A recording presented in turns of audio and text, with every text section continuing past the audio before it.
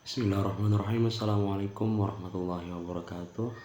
Nama saya Yusril Iza Maulana dengan NIM 220201220009 dari kelas A Hukum Keluarga Islam, Magister Hukum Keluarga Islam, dengan mata kuliah yang akan dipelajari yaitu studi Al-Quran dengan dosen pengampu Pak Fauzan.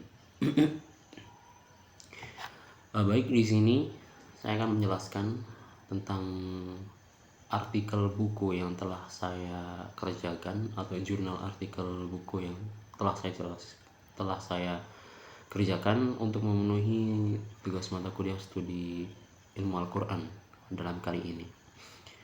Dan buku yang saya kaji berjudul Christian Exegesis of the Quran, a Critical Analysis of the Apologetic Use of the Quran in Select Maldives and Contemporary Arabic Text. Buku ini adalah ciptaan dari John Scott Bridge, yang beliau menjelaskan tentang bagaimana cara lain atau bagaimana metode lain dalam memahami Al-Quran. Maka dalam artikel jurnal kali ini saya akan memberikan judul kepada karya tulis saya, yaitu metode pemahaman Al-Quran melalui khutbah Areopagus Paulus. Semoga apa yang saya sampaikan bisa mengena dan bisa tersampaikan segala poin-poin yang memang penting seperti itu. Baik, di dalam pendahuluan saya menuliskan bahwa kita tahu bahwa buku ini milik John Scott Bridge dengan judul Christian Exegesis of the Quran ini adalah sebuah cara yang dilakukan oleh si Scott Bridge ini dalam memahami Al-Quran melalui pemahamannya si Paulus, atau cara memahamkan si Paulus kepada kaum Yunani pada masa itu, seperti itu. Buku ini memiliki 171 halaman, kemudian memiliki 5 bab yang dibahas dalam bahasa Inggris. Awalnya buku ini berasal dari sebuah tesisnya John Scott Bridge, kemudian dikembangkan menjadi karya tulis buku yang diedarkan secara luas seperti itu. Namun kekurangannya ya mungkin karena memang baru ada versi Inggris dari sang penulis asli, maka kita jika ingin memahami buku tersebut dan kurang mahir dalam memahami bahasa Inggris, kita bisa menggunakan bantuan dari Google Translate untuk membantu kita memahami bahasa mereka, bahasa Inggris khususnya. Kemudian karena ada 5 bab yang di sini, saya hanya akan berfokus kepada bab 1 dan 2. Untuk mempersingkat pembahasannya, mari kita masuk ke dalam isi apa aja yang ada dari sebuah buku tersebut, khususnya di bab 1 dan 2. Jadi di dalam buku ini, buku Christian Exegesis of the Quran, a Critical Analysis of Apologetic Use of the Quran in Select Maldives and Contemporary Arabic Text ini diterbitkan pertama pada tahun 2016 oleh penerbit James Clegg & Co. Dan dengan 170 halamannya, dia memiliki 5 bab yang memang menjadi runtutan pembahasan dari John Scott ini. Dan isi dari bab pertama yaitu dengan pembahasan tentang Christian Theology and the Quran. Kemudian the second bab atau bab kedua, dia membahas tentang the New Testament and apologetic use of non-sensory secret literature. Terus the third atau nomor 3 yaitu Christian Exegesis and Apologetical Use of the Quran like Maldives in Arabic Language. Yang keempat adalah Christian Exegesis and Apologetic Use the Quran in Select Contemporary Arabic Language. Kemudian yang kelima, Theologizing in Arabic Muslim Militias. Dan di pembahasan saya, review buku ini hanya akan berfokus kepada 2 pembahasan awal, yaitu tentang Christian Theology and the Quran dan the New Testament of the Apologetic Use non-articular select literature, secret literature. Pada bab pertama ini, John Scott ini lebih fokus kepada sejarah umat Kristen atau istilah umat Kristen yang hidup pada masa sebelum Muslim datang dan juga setelah Muslim datang. Jadi yang menjadikan dasar ini karena dia berpendapat bahwa banyak kaum Muslim, banyak kaum Kristen yang memang memiliki pemahaman yang salah kepada agamanya sendiri, apalagi ke agama orang lain.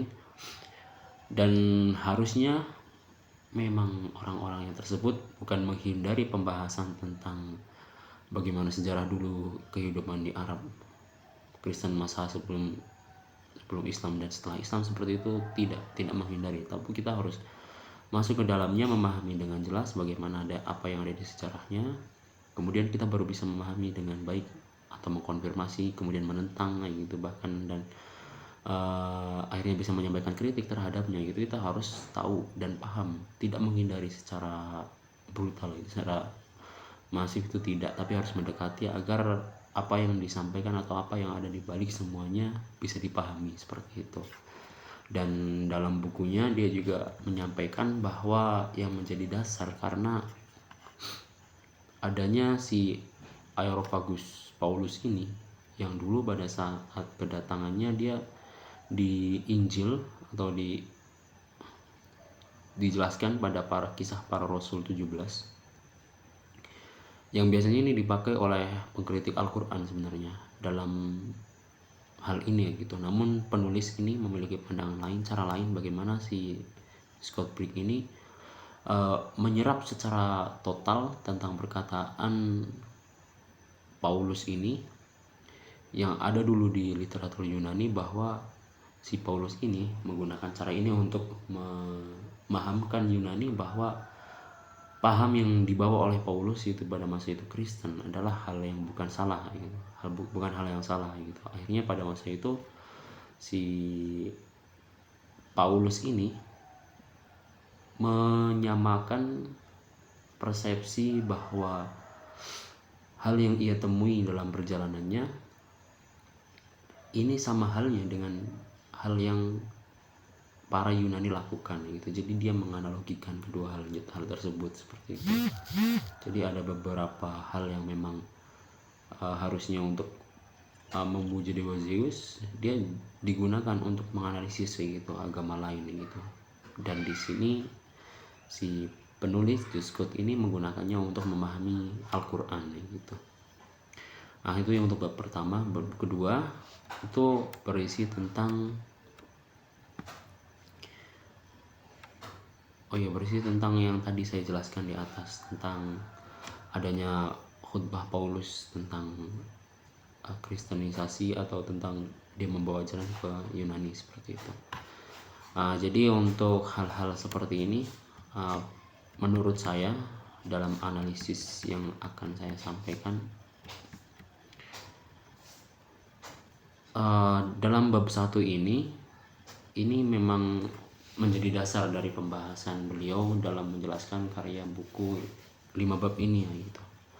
Dan sudah memberikan banyak sekali sebuah penjelasan tentang teolog Kristen dan Muslim,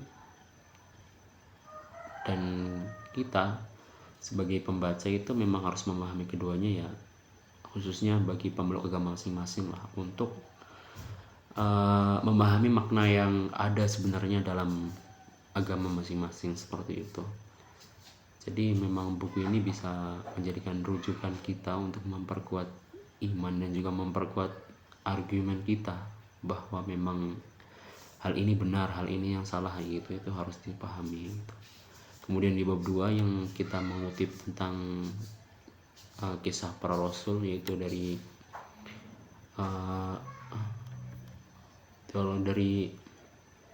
khutbah Paulus yang menyampaikan bahwa penganalogian agama yang dia bawa dengan kepercayaan kaum Yunani itu sama saja. Itu pun menurut saya sebagai seorang pareview memahami secara detail apa yang ditulis oleh Paulus tentang khutbah Paulus, menulis oleh Scott tentang khutbah Paulus ini membuat ketuhanannya Paulus ini diterima oleh agama lain pada masa itu, yaitu kepercayaan Yunani seperti itu. Dan hal ini membuat penulis menjadi tertarik mencoba menggunakan teologi yang ada oleh Paulus ini dalam memahami Al-Quran dalam Islam seperti itu, kitab Al-Quran dalam Islam.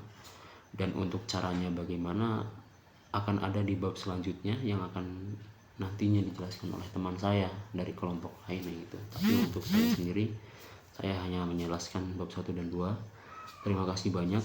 Mohon maaf jika banyak kesalahan dalam karya tulis ini karena sifatnya masih belajar. Jika ada kesalahan atau kekurangan, saya mohon arahan dan bimbingannya.